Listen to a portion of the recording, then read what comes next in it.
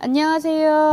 언제나 친절한 정은이가 현대사회에서 가장 중요한 보장 중 하나인 배상책임 특약에 대해 재미있게 설명해 드리는 시간을 가져볼게요.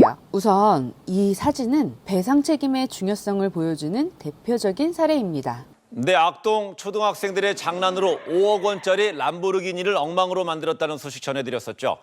그 수리비가 1억 5천만 원이나 나왔다고 하는데요. 대구에서 초등학생 4명이 5억 원짜리 람보르기니 무르시엘라고를 장난감으로 착각하고 소화기를 뿌리며 밟고 다니면서 놀았던 사건이에요. 람보르기니는 엔진이 후면에 있는데 소화기 분말이 들어가고 아이들이 뛰어다니면서 엔진이 망가져서 수리비가 1억 5천에서 6천만 원으로 책정되었어요. 그러나 부모들이 합의를 거부하면서 사건은 재판으로 넘어갔고 결국 차주가 승소했습니다. 수리비는 1억 2천만 원으로 종결될 것 같았지만 부모들이 수리비가 비싸다고 항소했습니다. 그러자 차주는 더 이상 참을 수 없다며 람보르기니 법무팀에 소송을 의뢰했고 결국 차를 유럽으로 보내 수리하면서 수리 기간, 렌트비, 차주 위로금 등으로 수리비가 5억 원 이상으로 늘어났습니다. 만약 이 가족 중에 가족 일상생활 중 배상 책임을 가입한 사람이 2명, 아빠랑 엄마가 있었다면 자기 부담금 없이 1억 3천만 원을 보상받을 수 있었던 사고였어요. 배상 책임이 없다면 아이들의 장난이 재앙으로 발전하는 어마어마한 사건이 되었겠죠. 이렇듯 배상 책임은 현대사회에서 가장 중요한 특약 중 하나라고 할 수 있습니다. 과거에는 과일 바구니를 들고 가서 사과드리고 끝날 일이 이제는 현금으로 보상해야 하는 시대가 되었기 때문이에요. 제 조카가 10살 때 친구와 놀다가 친구가 뒤에서 밀어서 넘어지면서 하필 앞니를 책상에 부딪혀 심하게 흔들렸던 일이 있었어요. 앞니는 영구치였는데 마우스피스를 끼고 2달이나 고생한 덕에 다행히 영구치를 보존할 수 있었어요. 하지만 만약 앞니 2개가 손상되어 임플란트를 해야 했다면 뒤에서 밀어서 다치게 한 아이의 부모는 제 언니에게 얼마나 배상해야 했을까요? 1천만 원? 2천만 원? 같이 한번 계산해 볼게요. 요즘 임플란트 광고에서 하나에 30만 원 한다고 하지만 실제 치과에 가면 현실적으로 개당 200만 원 정도가 적당할 거예요. 2개니까 400만 원이죠? 거기에 위자료도 있어요. 하지만 이게 끝일까요? 아니에요. 임플란트는 보통 10년 주기로 교체해야 한다고 해요. 앞니는 80세까지 있어야 하니까 10년, 20년, 80세까지 7번 교체해야 해요. 그러면 앞니 400만 원 곱하기 7하면 2,800만 원이 될까요? 지금 200만 원이지만 30년, 40년 뒤에도 200만 원일까요? 얼추 계산해도 3, 4천만 원 쉽게 넘어간다고 보시면 됩니다. 게다가 요즘은 반려견 사고도 자주 발생하는데 반려견 사고도 배상 책임에서 처리가 가능해요. 사고는 아이나 반려동물이나 어른이나 그 누구도 예측하지 못하게 발생할 수 있기에 가족 일상생활 중 배상 책임이 얼마나 중요한 보장인지 새삼 느끼게 됩니다. 그런데 이렇게 중요한 배상 책임의 개념 자체를 모르는 분들이 많아요. 그래서 오늘 친절한 정은이가 배상 책임에 대해 자세히 알려드릴게요. 다소 전문적인 부분이 있지만 최대한 쉽게 설명해 드릴 테니 걱정 마시고 끝까지 들어주세요.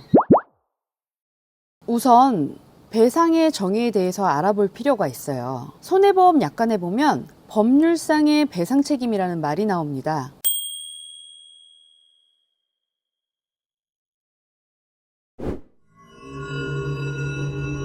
여기서 배상이란 말은 제3자에 대한 의미를 가지고 책임이란 어떤 일에 관련되어 그 결과에 대해 지는 의무나 부담 또는 그 결과로 받는 제재라고 할 수 있어요. 이를 연결해 보면 제3자에게 손해를 입힌 것을 책임지되 그 한도를 법률에서 정한 기준으로 한다는 의미가 됩니다. 그런데 여기서 제3자라는 말이 나옵니다. 이것 때문에 면책이 되는 경우가 상당히 많아요. 예를 들어 고객님이 카페에서 친구의 최신 아이폰 15 프로를 구경하다가 떨어뜨렸다면 배상 책임이 성립될까요? 안 될까요? 대부분의 분들이 친구의 아이폰을 내가 실수로 떨어뜨렸으니 보상해줘야 한다고 생각하시겠죠? 그러나 이 경우 보상되지 않습니다. 왜냐하면 배상 책임 약관에서 가장 중요한 3C를 위반했기 때문입니다. 아래표를 한번 보세요.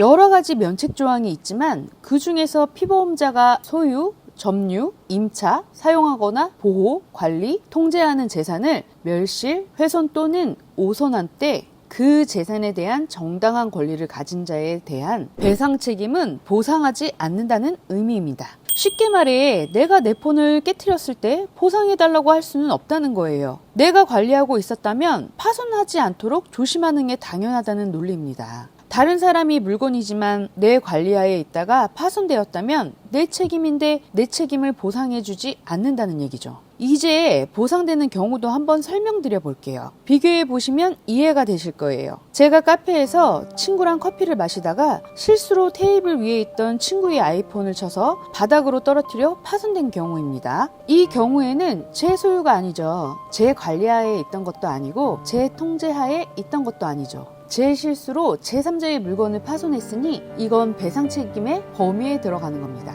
하지만 내 손에 있는 건 배상 책임이 아니라 내 책임이란 겁니다. 어때요? 이해가 되시나요? 배상 책임은 현대사회의 가장 중요한 특약 중 하나라는 것, 보험료가 저렴하므로 중복 가입해도 좋다는 것입니다. 보상 한도가 늘어나고 자기부담금이 없어지는 중복 가입의 장점이 있어요. 배상 책임은 삼시, 소유, 사용, 관리하에 있는 물건은 면책된다는 것을 꼭 기억하세요. 사고가 났는데 잘 모르겠다 싶을 때는 친절한 정은이에게 먼저 상담하시고 보상 청구하는 것이 가장 좋은 방법입니다. 오늘도 용서하고 사랑하는 하루 되세요. 언제나 친절한 정은이었습니다.